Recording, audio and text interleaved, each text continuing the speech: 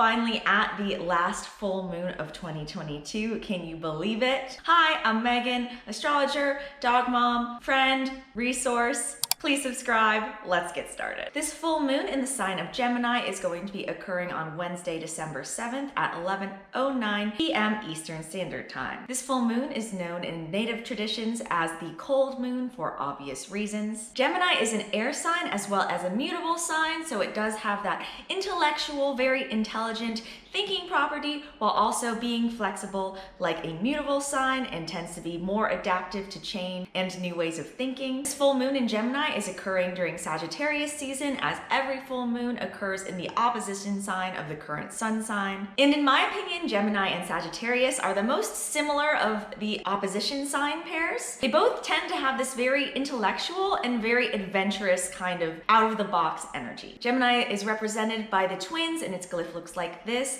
It's associated with the Greek legend of Castor and Pollux. Gemini is ruled by Mercury, which is the planet of communication, intellect, and sort of the thinking mind. And this full moon is also occurring on a Wednesday, which is ruled by Mercury as well. So you can expect this to be a very Mercurian full moon. However, this full moon is also occurring conjunct, aka next to Mars, which is currently retrograde in Gemini. And retrogrades aren't necessarily bad. They can just be a revisiting or rehashing or reconsidering something that we've already done. As Mars is the planet of action, perhaps we are reconsidering how we take action towards things or how we have taken action in the past. This conjunction is a little bit of an aggressive and combative energy, that Mars energy. Of course, Mars rules Aries, so yeah, I would definitely look out for friction in our close relationships, or maybe some extra aggression and frustration that we will have internally. I'm going to give us some rituals that we can maybe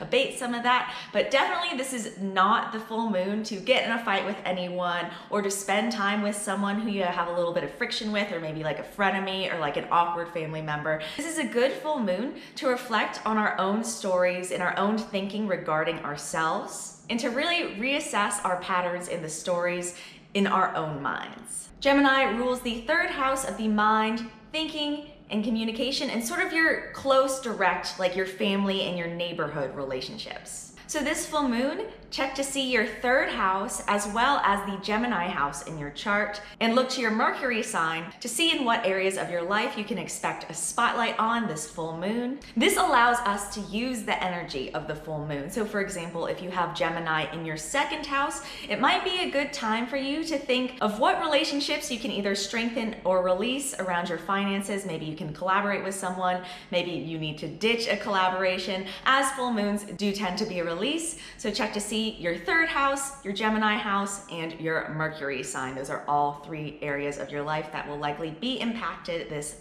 full moon. So why even manifest with the full moon? The earth works in these energetic cycles that start with the new moon and peak in the culmination of the full light of the full moon. If you're a nurse or you know someone who works in an ER, you know that people act differently during the full moon. There can be a lot of excess energy, and if you don't align with the full moon, you can find yourself getting frustrated or taking out that aggression in an unproductive way. So that's why we align with the full moon, because whether or not we believe in them, these energies are in fact happening. Best to work with them and not fight them. The full moon is a great time to work on any shadows, and the shadows are the sides of the self that we might have that aren't necessarily negative, but certainly are weaknesses that maybe exist to protect us, or just things we need to work on. As the full moon is full of light, it illuminates those shadows. Every full moon is a great time to work with the energies and shadows of the sign it's in, and slowly over the course of every 12 months, you're slowly and incrementally leveling up all 12 areas of your life. So with that being said, some shadows of Gemini are gossip, as well as you get the stereotype of the Gemini being two-faced. I think a lot of air signs get kind of a bad rap for being two-faced, but really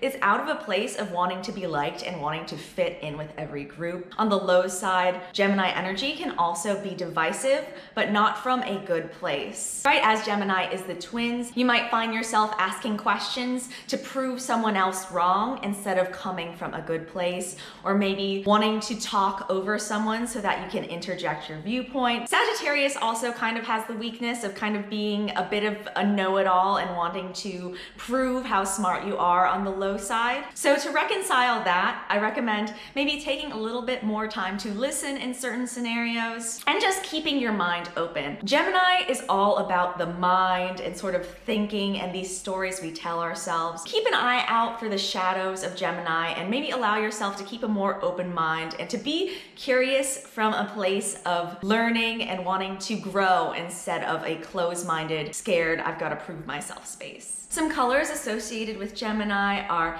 yellows, greens, blues, and kind of pinks. And some crystals you can incorporate, and you can incorporate these by holding them. You can maybe put them by your desk or wherever you do a lot of thinking, or putting them in your altar. So some crystals for Gemini are clear quartz, moonstone, tiger's eye, and aquamarine. And as far as glamour magic is concerned, for this full moon, I recommend incorporating an attribute of a style that is opposite of your style. So if you kind of dress more alternatively, maybe do a more preppy makeup look, or if you normally dress really casually, maybe incorporate a blazer. You can also incorporate lavender into your ritual to dispel negativity, as well as mint for release and purification. And as far as rituals for this full moon go, and I recommend doing these rituals within a few days on either side of the full moon, maybe within 48 hours on either side of that December 7th date to get that full energetic effect. Well, first of all, what not to do during this full moon is to get into any sort of debate or heated argument. There's enough going on with Mars also in Gemini. Keep yourself out of that kind of situation. Don't hang around with someone that triggers you. And we all have those friends, that relative that triggers us. So this is me, a Libra, telling you to ghost them for the couple days around this full moon, okay? Don't just, it's just not good for anyone to have that fight, so.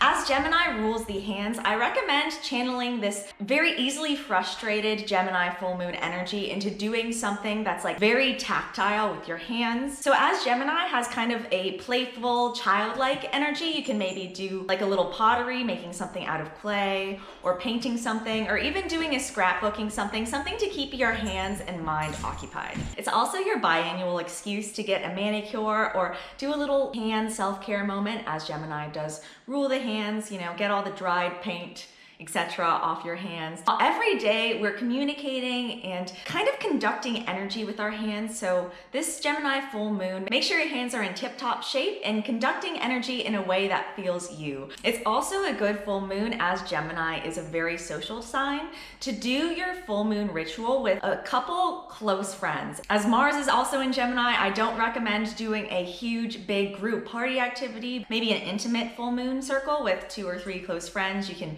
do the journaling questions that I'm about to say, maybe talk through some personal stories. It's also a great full moon to do a journaling exercise around your own life story. So start from as early as you remember, maybe summarize, you know, how your parents were involved in your life growing up, your middle, high school, college, whatever. Write down in a few pages your life story and then pay attention how you're framing things. Are you framing things in a negative way, like, and I did this to this girl because I was selfish? Think how you can reframe that and retell that story. I did this because I was afraid that I was going to get rejected. Instead of seeing yourself in that negative light, which is very, very easy to do, and I am definitely super, super guilty of, allow yourself to rewrite these stories with a little bit of grace and empathy towards yourself. And you might be amazed what kind of stories that you're telling about yourself that aren't grounded in reality. Gemini rules the hands as well as the nervous system, so some yoga you can do are down dog, child's pose, and legs up the wall. Very restorative poses. Also, I recommend for every full moon, but especially for this full moon, channel that Mars and Gemini energy into like a full-on cardio workout. Ideally, some form of boxing or kickboxing, so you can get out that aggression, not fighting an actual person, and use it constructively to better your body and get those lovely endorphins flowing. So definitely this full moon, do a full-on sweat or boxing session. A good meditation to do before you do the journaling questions is an exercise from the book, The Psychic Witch. And I think for this full moon, this is a very good meditation because it helps you take control of your mind. Especially when there's a lot of Gemini energy floating around, we can find our minds kind of going off in 1 million different directions. So to rein it in, this exercise, you're going to count from 1 to 100, but focus on every number. So when you say 1 in your mind, picture the number 1, really focus only on that number 1 and do it all the way to 100 and see how high you can get without getting distracted at all. I know when I first started, I could barely get to 20. To do that exercise to really allow yourself to control your mind before getting into these journaling exercises. So some journaling questions are, what are you talking yourself into? What are you talking yourself out of? Has your inner dialogue been kind or cruel? Is there anything you've been obsessing over that's taking up too much of your time and energy? Where in your life are you being rigid? How can you release judgment of yourself and others? And what limiting truths can you unsee? And some tarot questions are, what energy will help me let go of old stories? What energy will help me change my perspectives?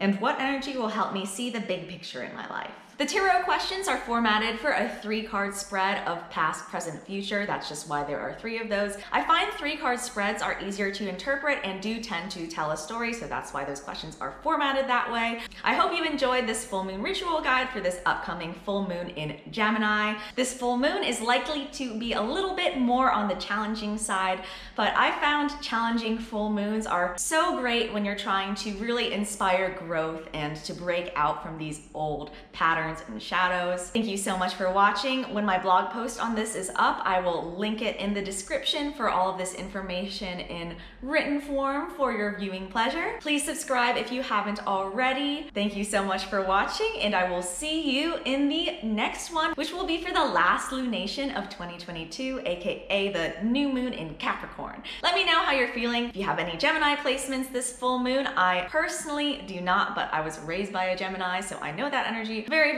well. Thank you so much for watching, and I will see you in the next one. Bye.